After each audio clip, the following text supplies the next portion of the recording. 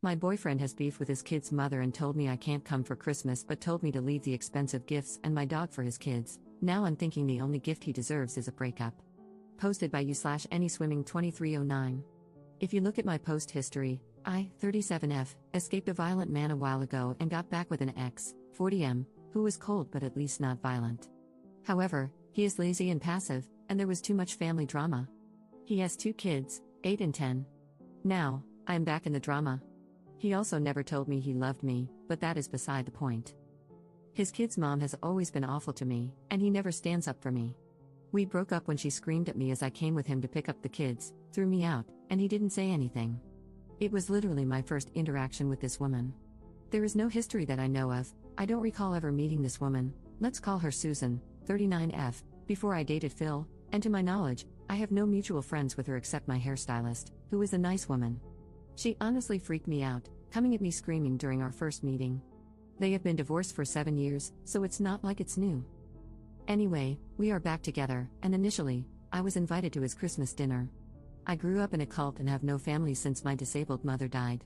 He knows this.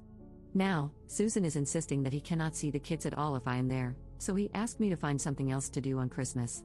While we only recently got back together, we were together for a year before that, but again, no I love you, and I felt more like a friend to him.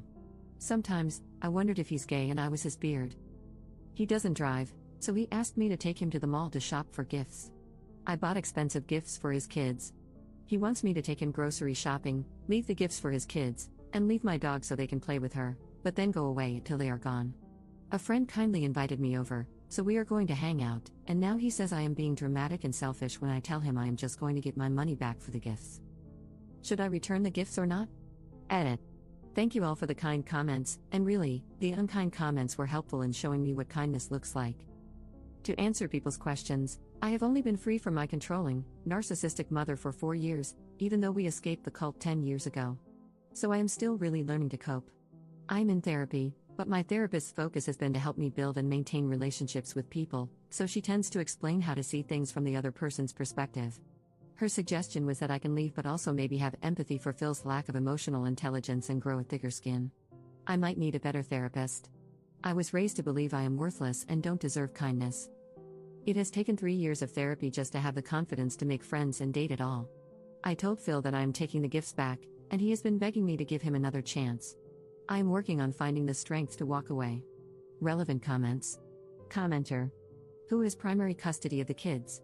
Ops response. Susan has full custody because Phil was involuntarily hospitalized during a manic episode a few years ago, before we met. She painted him as unfit because he's bipolar, and he's afraid to go to court. He also only pays child support erratically. Update 3 days later. I was shocked that everyone said my boyfriend was wrong. I really thought most people would be team baby mama and tell me I'm awful for not cooperating with being asked to leave expensive gifts and my dog for Phil's kids on Christmas, but leave the house, as I was not allowed. Because that's what most of my friends, okay, I have 5 friends, told me. They said relationships require work and compromise, and that Susan and the kids must always come first. They even suggested I help cook dinner for them. Most of my friends are actually my late mom's friends, women over 60.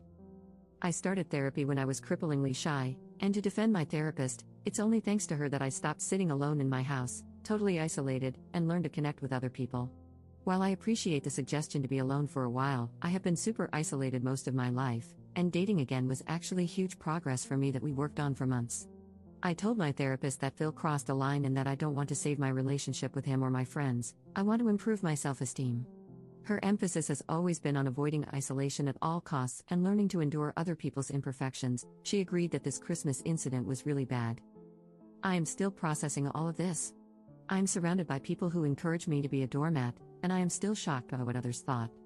I really believe that Phil and Susan were right, and 48 hours is not enough time to process that maybe my whole worldview is totally messed up.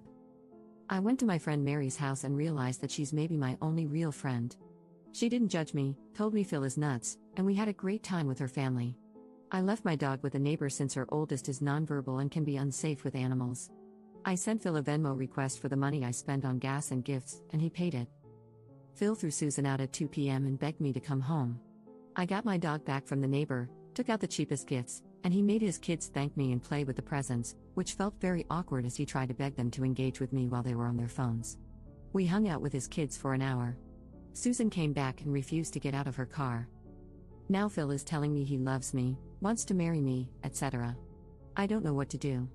I have been reading nonstop about narcissistic abuse these past few days. I am realizing that Phil is just like my mom, and that this is maybe what she did, hoovering.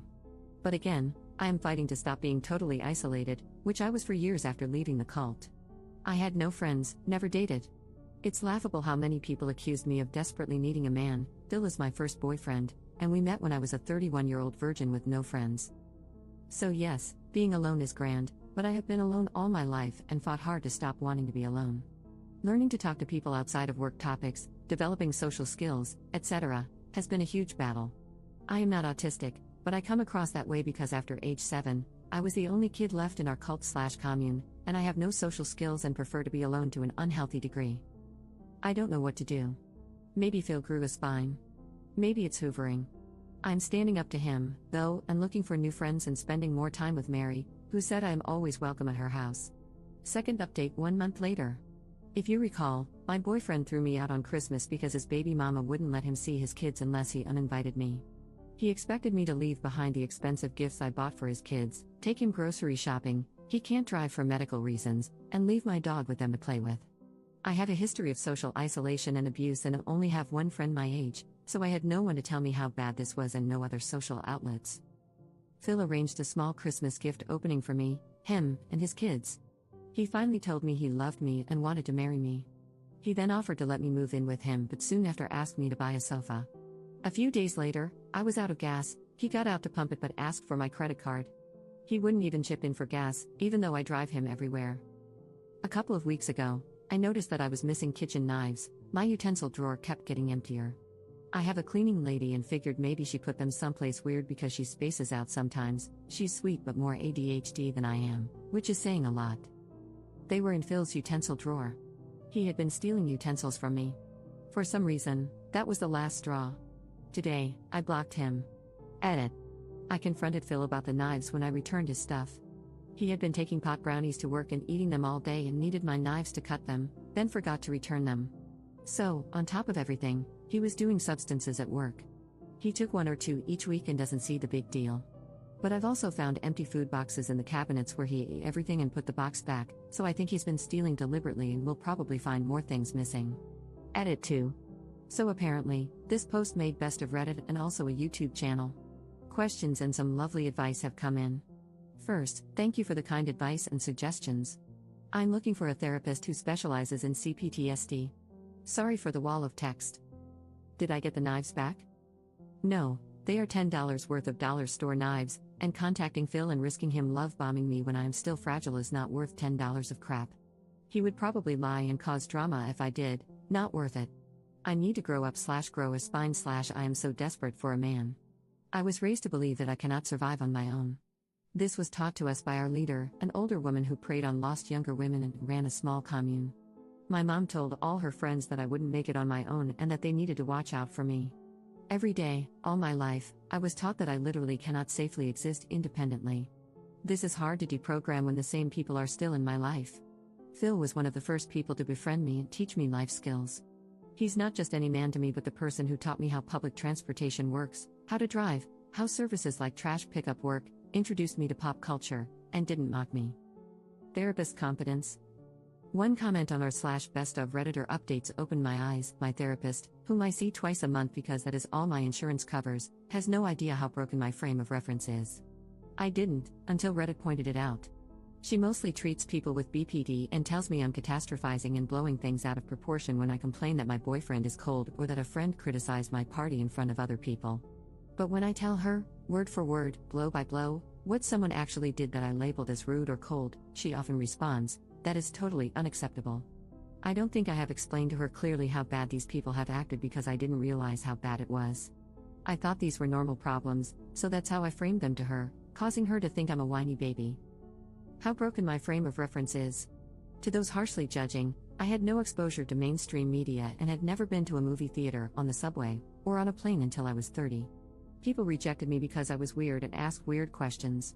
So I became very dependent on the few people who first befriended me when I entered the normal world. I really want to thank the people who helped me understand how bad this all is.